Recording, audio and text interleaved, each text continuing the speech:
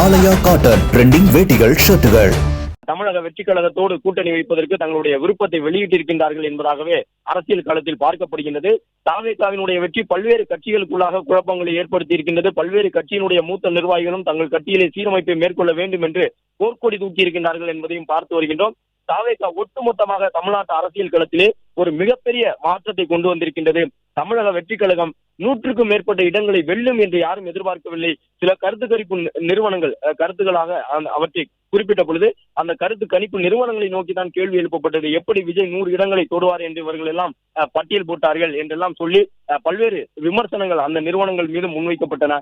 ஆனால் கருத்து கணிப்பு நிறுவனங்களே கணிக்க முடியாத அளவிற்கு மிகப்பெரிய அளவிலான வெற்றியை பதிவு செய்திருக்கின்றார் இந்த சட்டப்பேரவை தேர்தலில் தமிழக வெற்றி கழக தலைவர். அதன் காரணமாக இன்னும் சற்று நேரத்திலே சி ஜோசப் விஜய் ஆகிய நான் என்று சொல்லி முதலமைச்சராக தமிழ்நாட்டிற்கு பொறுப்பேற்றுக் கொள்ள இருக்கின்றார் என்பதையும் பார்த்து வருகின்றோம்.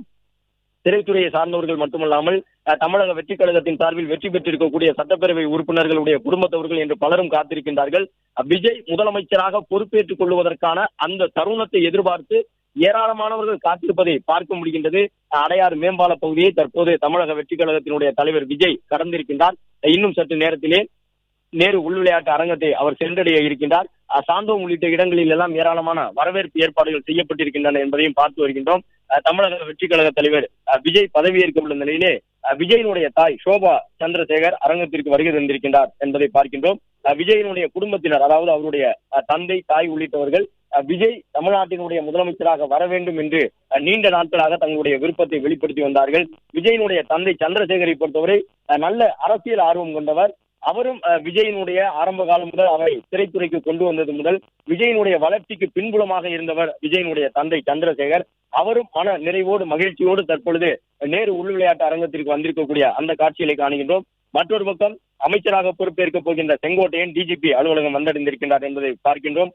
புதிதாக பொறுப்பேற்கக்கூடிய அமைச்சர்களுக்கு வழங்கப்பட உள்ள இனோவா கார் எல்லாம் தற்பொழுது நேரு உள் விளையாட்டு அரங்கத்திலே தயார் நிலையில் வைக்கப்பட்டிருக்கின்றது என்பதையும் பார்த்து வருகின்றோம். மேடைக்கு முன்பாக பல்வேறு இருக்கைகள் அமைக்கப்பட்டிருக்கின்றன. அந்த இருக்கையிலே முதலமைச்சருடைய தனி அழைப்பு பெற்றவர்களுக்கு, அதாவது தமிழக வெற்றி கழக தலைவர் விஜயால் அழைப்பு விடுக்கப்பட்டிருக்கக்கூடியவர்களுக்கு தனியாக இருக்கைகள் ஒதுக்கப்பட்டிருக்கின்றன. உயர் நீதிமன்றத்தினுடைய இந்நாள் நீதிபதிகள் மட்டுமல்ல, ஓய்வு பெற்ற நீதிபதிகளும் கூட அதில் அமர இருக்கின்றார்கள். சட்டமன்ற உறுப்பினர்கள் அமர்வதற்கு தனியாக ஏற்பாடுகள் செய்யப்பட்டிருக்கின்றன என்பதை பார்க்கின்றோம். மொத்தமாக விஜயோடு சேர்த்து 9 பேர் பொறுப்பேற்றுக் கொள்ள இருக்கின்றார்கள் அமைச்சர்களாக. விஜய் முதலமைச்சராக பொறுப்பேற்கக்கூடிய நிலையில் அடுத்தடுத்து விஜயை போன்று அந்த உறுதிமொழியை ஏற்று செங்கோட்டையன், புஷி ஆனந்த், அருண்ராஜ், ஆதவ் அர்ஜுனா, நிர்மல்குமார், வெங்கட்ராமன் கட்சியில பொருளாளராக இருக்கக்கூடியவர், காரைக்குடியில் வெற்றி பெற்ற பிரபு, ராஜ்மோகன், கீர்த்தனா என்று 9 பேர் அமைச்சர்களாக இன்றைக்கே பொறுப்பேற்றுக் கொள்வார்கள் என்று எதிர்பார்க்கப்படுகின்றது. அமைச்சர்களுக்கான இனோவா வாகனம் தயார் நிலையில் இருக்கின்றது. இதற்கு முன்பாக கடந்த ஆட்சியில் இருந்த அமைச்சர்கள் பயன்படுத்திய அதே இனோவா வாகனங்கள் தான் அவையெல்லாம் தற்பொழுது விருந்தினர் மாளிகையில் நிறுத்தி வைக்கப்பட்டிருந்தது. தேர்தல் நடத்தை விதிகள் அமலுக்கு வந்த பிறகு அரசு விருந்தினர் மாளிகையில் நிறுத்தி வைக்கப்பட்டிருந்த அந்த இனோவா கார்கள் எல்லாம் தயார் செய்யப்பட்டு இப்பொழுது நேரு உள் விளையாட்டு அரங்கத்திற்கு வந்திருக்கின்றது என்பதை பார்க்கின்றோம்.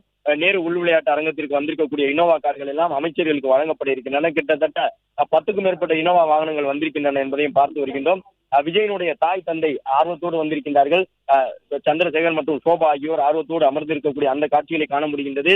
தமிழக வெற்றி கழகத்தினுடைய தலைவர் விஜய் முதலமைச்சராக பொறுப்பேற்கக்கூடியதை ஒரு விழாவை போன்று அந்த கட்சியினுடைய தொண்டர்கள் கொண்டாடி வருகின்றார்கள். வழக்கமாக முதலமைச்சராக பொறுப்பேற்கக்கூடியவர்கள் எல்லாம் ஒரு பெரிய கட்சி பாரம்பரியத்திலிருந்து வந்திருப்பார்கள். அவர்களுடைய பாரம்பரியம் ஏற்கனவே சட்டமன்ற உறுப்பினர்களாக இருந்திருப்பார்கள்.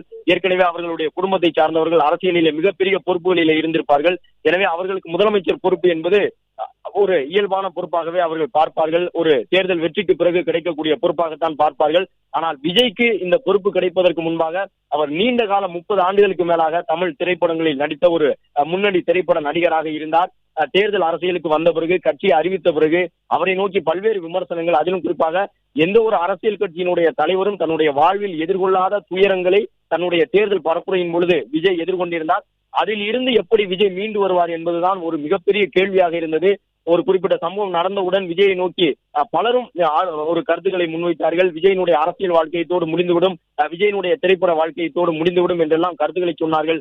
ஆனால் அதிலிருந்து மீண்டு வந்து தமிழக வெற்றி கழக தலைவர் விஜய் 108 இடங்களிலே முன்னிலை பெற்று இவ்வளவு பெரிய வெற்றியை பதிவு செய்ததன் மூலமாக தமிழ்நாட்டினுடைய முதலமைச்சராக இன்னும் சற்று நேரத்திலே பொறுப்பேற்றுக் கொள்ள இருக்கின்றார். அதிலும் குறிப்பாக 108 இடங்கள் வந்தவுடன் விஜய் அழைக்கப்பட்டு அவருக்கு முதலமைச்சராக பதவியேற்பு விழா நடத்தி வைக்கப்படும் என்றெல்லாம் எதிர்பார்க்கப்பட்டது. ஆனால் தேர்தல் அரசியலில் இதுவரை பல சவால்களை எதிர்கொண்ட விஜய்க்கு முதலமைச்சராக பொறுப்பேற்பதற்கு முன்பாகவும் ஏராளமான சவால்கள் இருந்தன. அவ்வளவு எளிதாக அவரால் முதலமைச்சராக பொறுப்பேற்றுக் கொள்ள முடியாது என்பதை அதன் பிறகுதான் தெரிந்து கொண்டார். 3 முறை ஆளுநரை வந்து சந்தித்தார். 4வது முறையாக ஆளுநரை சந்திப்பதற்காக வந்தவரை பாதி வழியில் திரும்பி போகக்கூடிய வகையில் அறிவுறுத்தல் வழங்கப்பட்டது. அதன் பிறகு மீண்டும் அழைக்கப்பட்டார். மீண்டும் சென்ற பொழுது தனக்கு ஆதரவு அளித்திருக்கக்கூடிய கட்சியினுடைய தலைவர்களோடும் விஜய் சென்றார். இனிமேல் தமிழ்நாட்டினுடைய முதலமைச்சராக விஜய் காவல்துறை பாதுகாப்புடன் தமிழகத்தில் எங்கு வேண்டுமானாலும் செல்ல முடியும். தமிழகத்தினுடைய அனைத்து மாவட்டங்களுக்கும் செல்ல முடியும். புதிய அமைச்சரவை பொறுப்பேற்க இருக்கின்றது. விஜய் முன்பாக நிறைய சவால்கள் இருக்கின்றன. ஆனால் அதையெல்லாம் தாண்டி விஜய் சாதிப்பார் என்ற நம்பிக்கையோடு தாவேகாவினர் காத்திருக்கின்றார்கள் என்பதையும் பார்க்கின்றோம். ஆலயா காட்டன் ட்ரெண்டிங் வேட்டிகள் ஷர்ட்டுகள். பிளே ஸ்டோர் மற்றும் ஆப் ஸ்டோரில் இருந்து பாலிமர் செயலியை QR கோடு மூலம் பதிவிறக்கம் செய்யுங்கள். செய்திகளை உடனுக்குடன் பெறுங்கள்.